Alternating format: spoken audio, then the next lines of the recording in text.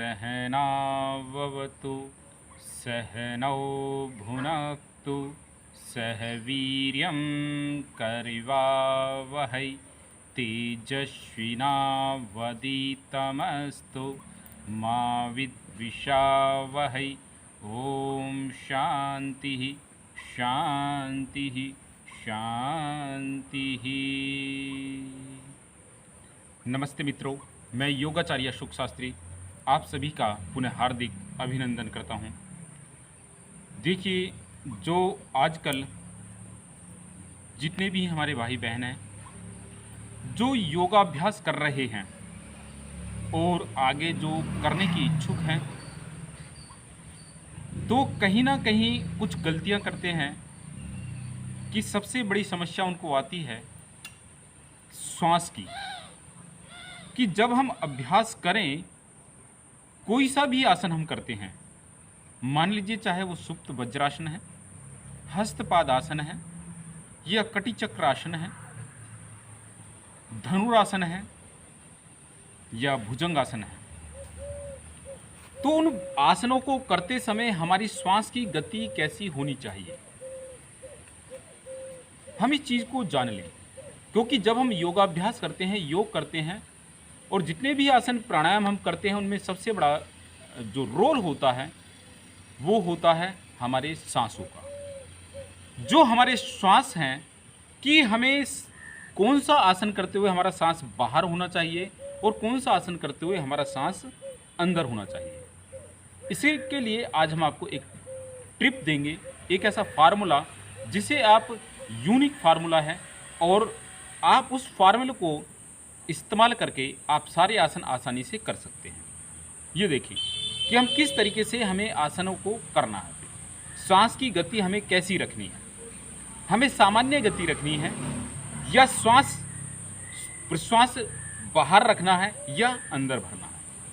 इन चीज़ों को हम ध्यानपूर्वक देखें, क्योंकि अभी बहुत हमारे यहाँ पे जैसे बहुत भाई बहन आते हैं, तो उन्हें भी ये परेशानी आती है कि हम आचार्य जी जो श्वास है वो हम कैसे लें, हम श्वास कौन से आसन में बाहर रखें और कौन से में अंदर भरें। तो उसके लिए बहुत सिंपल सी हम ट्रिक आपको बता रहे हैं। ऐसी ट्रिक जिस ट्रिक को अपनाकर आपको कभी बूझने की या भूलने की आवश्यकता नहीं पड़ेगी। आप बिल्कुल आसान तरीके से आपको उसको कर सकते हैं। देखिए, जैसे मान लीजिए जितने भी आसन आपके आगे झुकने वाले आसन हैं, ठीक, जितने भी आप आगे झुक रहे हैं, झुकने वाले, जैसे आप हस्तपाद आसन कर रहे हैं, मंडूका आसन कर रहे हैं, या भूनासिका स्पर्श आसन सामने की तरफ आप कर रहे हैं, ठीक है। तो अब इस तरीके के जितने भी आसन आप कर रहे हैं आगे झुकने वाले, तो उन आगे झुकने वाले आसनों में आपको श्वास को बाहर निकालना है। ध्यान रखें, जितने भी हम आगे झुकने वाले आगे करें, आगे की तरफ अगर हम आ रहे हैं, तो उसमें आगे झुकने वाले में क्या करना है, आपको सांस को बाहर निकालना है, ठीक।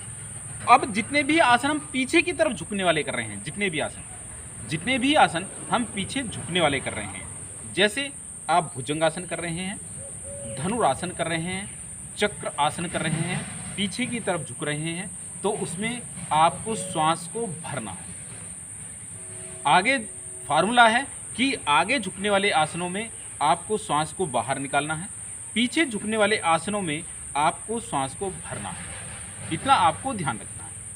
अब मान लीजिए अगर आप साइड से जा रहे हैं, साइड वाले आसन आप कर रहे हैं, जैसे मान लीजिए आप अर्धचंद्रासन कर रहे हैं, ठीक है, या कटी चक्र आसन कर रहे हैं, जो भी आप पीछे की तरफ जा रहे हैं या साइड में जा रहे हैं, तो उनमें भी सांस को आपको छोड़ते हुए नीचे जाना है।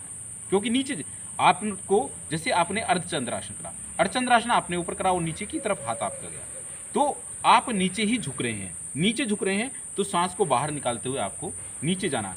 और जब आप सीधे आएंगे तो सांस को भरते हुए ऊपर आएंगे और फिर सांस छोड़ते हुए दूसरी दिशा में आप जाएंगे, ठीक।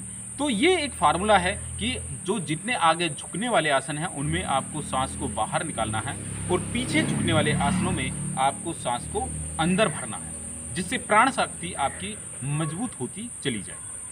तो इस छोटे से फार्मूले को आप याद रखें तो लगभग आप सारे आसन आप पूर्ण रूप से सही करेंगे, श्वास प्रश्वास को आप ध्यान रखेंगे और आप सभी अच्छा स्वास्थ्य को हासिल कर पाएंगे। तो आप सभी से आप इस चीज़ को आप ध्यान रखते हुए मैं आप सभी से निवेदन करता हूँ कि जिसने भी हमारे जो चैनल योगाचार्य सुख शास्त्री को सब्सक्राइब नहीं करा है वो सब्सक्राइब करे, और जिसको भी आगे और लोग भी इसका लाभ उठा सकें तो उसके लिए आप इसको शेयर ज़रूर करें। इसी के साथ मैं आपसे सभी से विदा लेता हूँ। इति ओम।